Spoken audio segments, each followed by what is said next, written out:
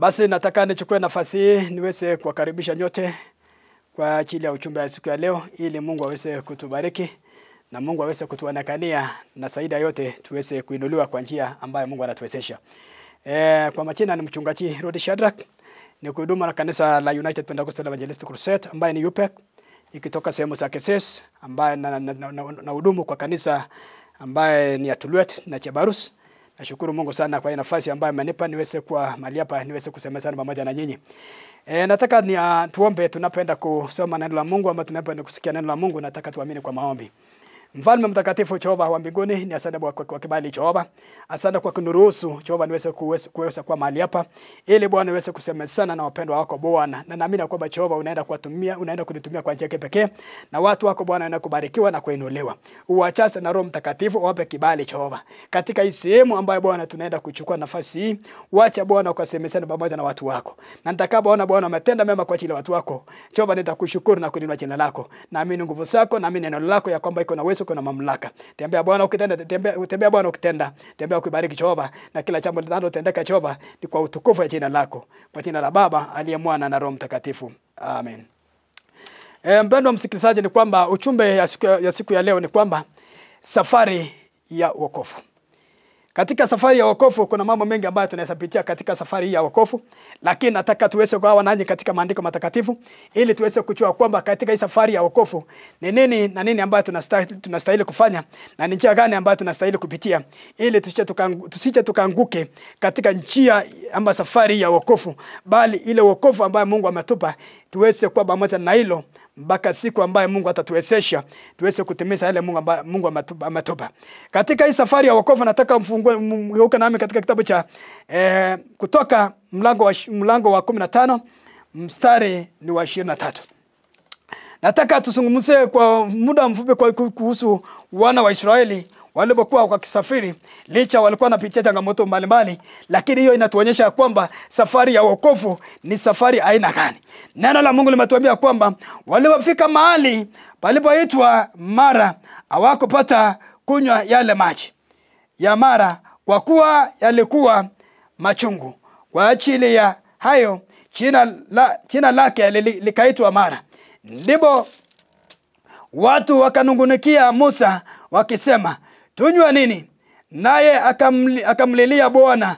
Bwana akamwonyesha mti, naye akautia katika hayo maji yakawa matamu. Basi akawawekea amri na hukumu huko, akawaonja huko, akawaambia kwamba utaisikiliza kwa bidii sauti ya Bwana Mungu wako na kuyafanya yaliyoelekea mbele zake, na kutega masikio usikie maagizo yake na kusishika amri zake. Mimi sitatia juu yako maradhi yoyote yaliyotiwa wa Misri, kwa kuwa mimi ndimi Bwana nikuponyaye. Bwana asifiwe msikilizaji. Ni kwamba neno la Mungu limetueleza ya kwamba watu wana wa Israeli walikuwa katika safari ya kusafiri, na walipokuwa katika hiyo safari ya kusafiri, maandiko yametueleza ya kwamba walifika mahali ambayo inaitwa Mara. Kwa nini nchi hiyo iliitwa Mara? Ni kwa sababu ni nchi ambayo wana wa Israeli waliweza kufika mahali pale, na walipokuwa wamefika mahali pale wakakutana mambo mengi ambayo yalikuwa magumu sana. Katika hii safari ya wana wa Israeli walipitia changamoto mingi katika miji mbalimbali ambayo walipitia. Walipitia hata jangwani, walipitia mambo magumu sana, lakini walifika mahali ambao walikosa maji. Na walipokosa maji wakaanza kuhangaika, lakini wakasonga mbele kidogo. Walipokuwa katika hii hatua ya kusafiri, wakafika nchi ambayo ilikuwa inaitwa Mara. Walipofika mahali pale wakaona ya kwamba Mungu ametuonekania, tumepata maji. Ndio haya maji ambayo yataweza kutusaidia tuweze kufika mahali ambayo inatakikana.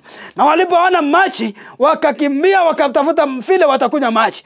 Na walipokunywa hayo maji, yale maji yalikuwa machungu. Bwana asifiwe msikilizaji. Katika maisha ya mwanadamu kuna maisha ambayo unaweza enda. Katika hii Ukristo ambayo tuko naye, hii safari ya Ukristo, kuna mambo mengi ambayo unaweza pitia. Kuna milima na mabonde ambayo unaweza pitia. Lakini nataka nikutie moyo siku ya leo kwamba katika hiyo safari ya kutembea na wokovu, ujua kwamba utafikia mahali ambao siku moja utashukuru Mungu. Licha katika hii safari kuna mambo mengi. Katika hii safari kuna milima na mabonde. Katika hii safari kuna changamoto, lakini amini Mungu ya kwamba siku moja Mungu atakuwezesha. Au wana wa Israeli walitembea katika hiyo safari, na walipofika katika nchi ya Mara wakapata yale maji, na walipokunywa yale maji yakawa machungu. Wakaanza kuuliza Musa, wakaanza kumnungunikia Musa, wakaambia Musa ya kwamba ni nini haya? Sasa tukunywe nini? Na walikuwa wakiona ya kwamba tumepata maji, lakini walianza kunungunika ya kwamba tutakunywa nini? Musa akaanza kumlilia Bwana, akamwambia Mungu ya kwamba nitafanya nini kwa ajili ya wana wa Israeli ambaye kweli tumepata maji, lakini haya maji ni machungu. Mungu akaambia Musa ya kwamba tafuta mti, akaonyesha mti ambaye Musa alienda akachuna ile mti, akatupia ile maji. Na Musa alipotupa ile mti kwa ile maji yakawa matamu. Nataka nikuhimize siku ya leo kwamba maisha inaweza enda mpaka inakuwa ngumu, lakini usichoke katika safari ya wokovu. Maisha ya wokovu inaweza kuwa na changamoto, lakini nataka nikusihi siku ya leo kwamba usichoke katika safari ya wokovu. Mambo yanaweza kuwa magumu, mambo yanaweza kuwa mazito, lakini nataka nikusihi mpendwa msikilizaji kwamba licha mambo yamefikia hapo, endelea kumtegemea Mungu, endelea kusimama na Mungu, endelea kutembea katika hiyo safari. Usigeuke hiyo safari, bali endelea kufuata hiyo safari, kwa sababu kuna wakati Mungu atabadilisha mambo. Wana wa Israeli walipofika mahali ambayo maji yalikuwa machungu, suluhisho ilipatikana. Kwa sababu ya nini? Mungu aliongea na mtumishi wake Musa, akaambia kwamba tafuta mti ambao utaingiza ndani ya maji, na utakapoingiza katika hiyo maji, hayo maji yatakuwa matamu. Na wana wa Israeli walipoenda kuonja hiyo maji yakawa matamu. Maandiko akasema wapendwa ya kwamba, akawaambia kwamba Bwana Mungu wako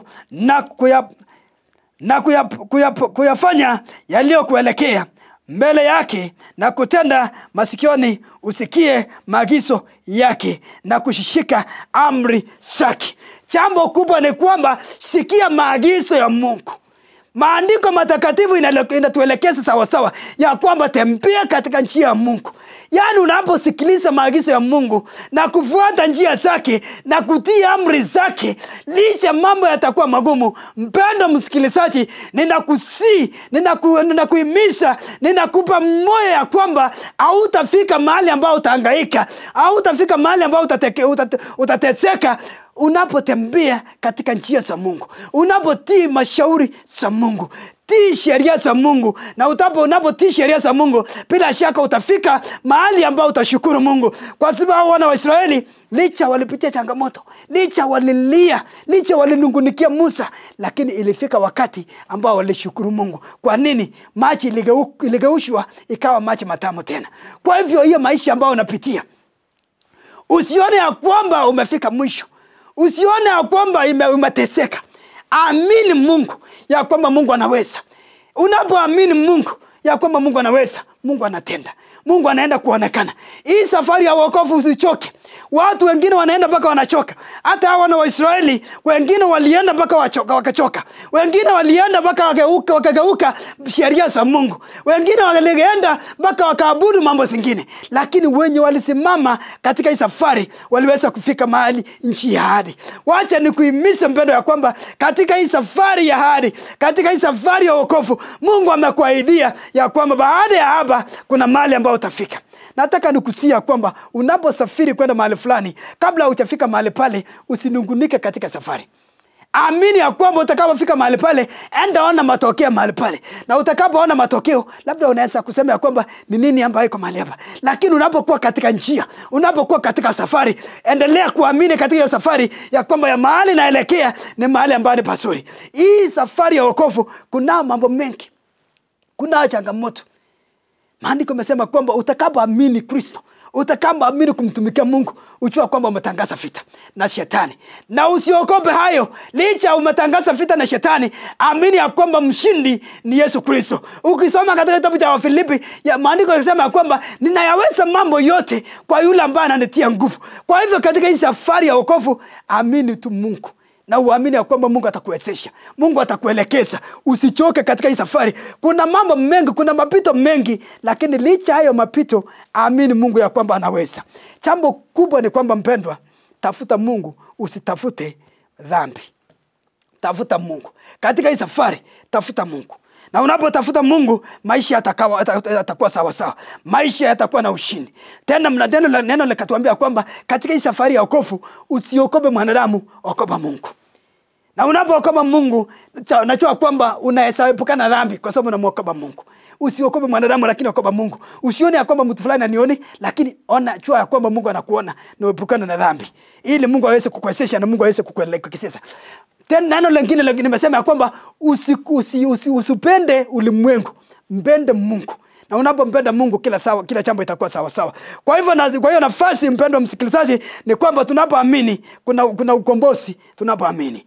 Wacha niamini ya kwamba hii ujumbe umekufikia kwa njia ya kipekee, na naamini ya kwamba unaenda kuchukua hatua ya kutembea katika safari pasipo kugeuka mausia ya Mungu. Ninapochukua nafasi ya kuomba, nataka nikuombe sana msikilizaji ya kwamba amini pamoja na mimi ya kwamba Mungu anaenda kukutendea na hautachoka katika hii safari.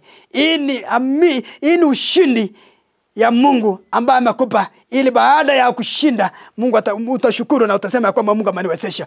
Kwa hivyo nataka niombe, na naamini ya kwamba yule ambaye unanisikiliza mahali pale, Mungu anaenda kukutendea, Mungu anaenda kukuinua, Mungu anaenda kukubadilisha, Mungu anaenda kukuelekeza, na unaenda kupata nguvu nyingine ambayo Mungu anaenda kukupa. Kwa hivyo tuamini kwa maombi.